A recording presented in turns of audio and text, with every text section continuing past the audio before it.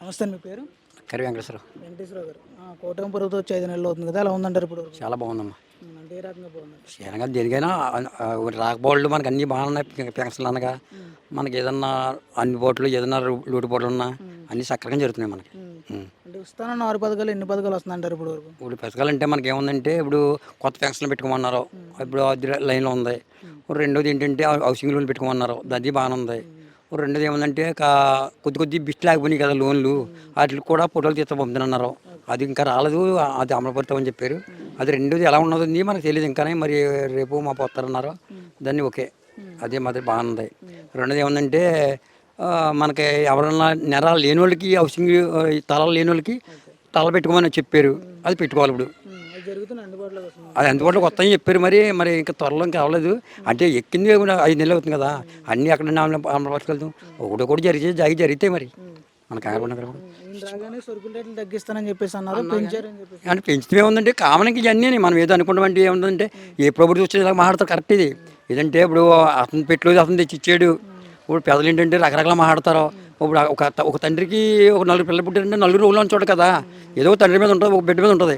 అలాగే ఇదే అంతే. నీకు అందరికీ మంచోడు అవడో, ఇలాగే ఒక కొంతమంది మంచిలో కొంతమంది చెడ్డడు అవుతాడు అంతే. కాబట్టి ఇప్పుడు ప్రభుత్వంలో మాత్రం అన్నీ బాగా సక్రంగా ఉన్నాయి, లోటుపాట్లు ఏమీ లేవు.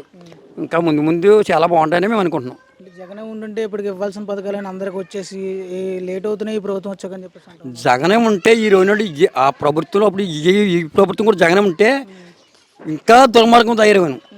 ఎలా ఉందంటే ఎత్తి మంచోడే, కార్యకర్తల వల్ల ఊరు నాశనం అయిపోతున్నాయి.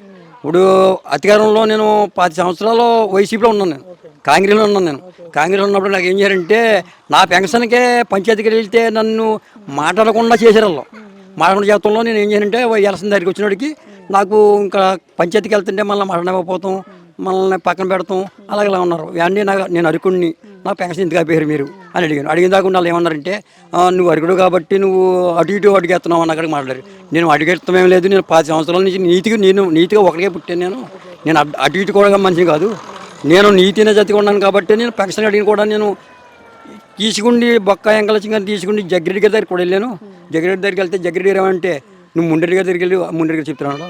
అయినా కూడా అండి నేను 10 సంవత్సరాల నుంచి మీ వెనకాల తిరుగుతున్నాను, ఆయన దగ్గర వెళ్ళం పని అంటే ఆయన పంచాయతీ ఏరు, మన పంచాయతీ ఏరు చేస్తానంటే మీరు చేయనంటే మీరు చేయండి చెప్పండి, నేను పక్కపోతానని చెప్పిన దగ్గర నేను చేతనని కూడా చెప్పలేదు. మీరు ఇలాగా నేను ఏం చేయాలంటే నాకు చిరాకు పుట్టి నేను వైసీపీలో టీడీపీకి వెళ్ళాను. ఎలసిన ఇప్పుడు ఒక 5 నెలలు ఉందనగా వెళ్ళినప్పటికీ మీరేం చేయంటే కౌరు అంపారు. నేను రావాలని పని లేదు, నీతిగా పుట్టినని చెప్పాను. అయ్యేలా నీతిగా నిలబడతాను, మీ దగ్గర రావాలని పని లేదు అన్నాను. అయినా నేను చేసి పెడతాను ఇంకా నీకు అని తర్వాత చెప్పొచ్చారు.